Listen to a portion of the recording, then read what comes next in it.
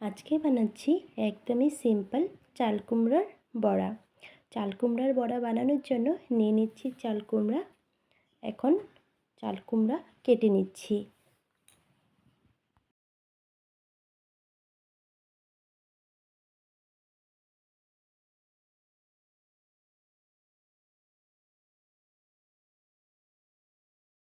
চাল কুমড়ার খোসা ছাড়িয়ে নিচ্ছি।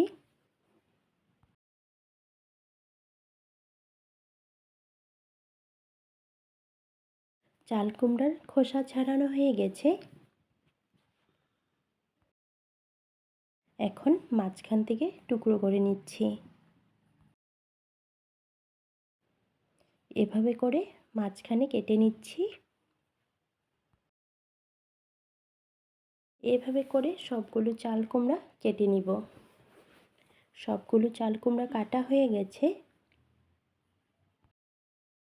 চাল কুমড়া সিদ্ধ করার জন্য দিয়ে দিচ্ছি জল, দিয়ে দিচ্ছি সামান্য একটু নুন। এখন দিয়ে দিচ্ছি কেটে রাখা চাল কুমড়া। চাল কুমড়াগুলো সামান্য একটু সিদ্ধ করে নিচ্ছি।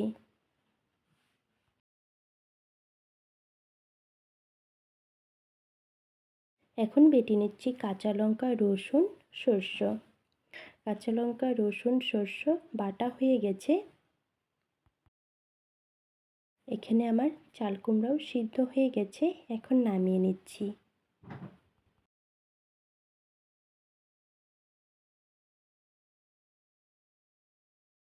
কড়াইতে দিচ্ছি সরিষার তেল। তেল গরম হয়ে গেছে। এখন দিয়ে দিচ্ছি সরিষা বাটা।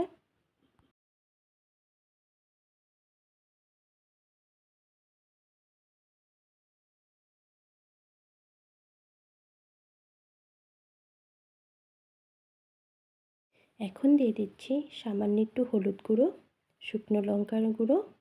এখন সরিষা খুব ভালো করে ভেজে নিচ্ছি।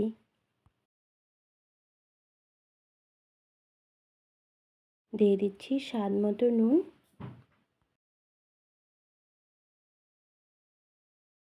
সরিষা খুব ভালো করে ভাজা হয়ে গেছে। এখন নামিয়ে নিচ্ছি।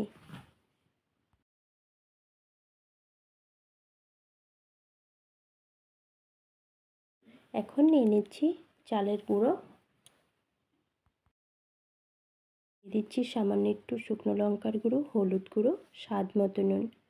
ভালো করে মিশিয়ে নিচ্ছি। এখন দিয়ে দিচ্ছি জল। জল দিয়ে আবারও খুব ভালো করে মিশিয়ে নিচ্ছি।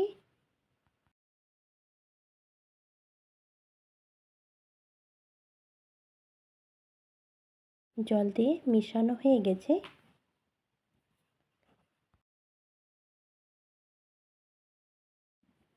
নিয়ে নিচ্ছি সিদ্ধ করে রাখা চাল কুমড়ো। দিয়ে দিচ্ছি ভেজে রাখা সরষে। এভাবে করে সবগুলো চাল কুমড়ো বানিয়ে নিচ্ছি। এভাবে করে সবগুলো চাল কুমড়ো বানানো হয়ে গেছে। আগের থেকে তেল গরম বসিয়ে রেখেছিলাম। এখন চাল কুমড়োগুলো ভেজে নিচ্ছি।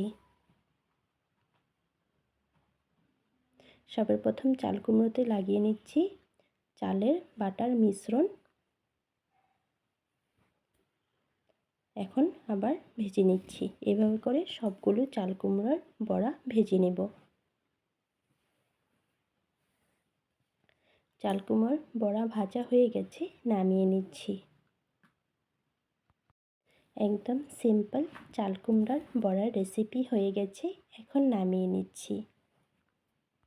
আপনাদের যদি আমার চাল কুমড়ার বড়ার রেসিপি ভালো লেগেছে অবশ্যই কমেন্টে কিন্তু জানাতে ভুলবেন না।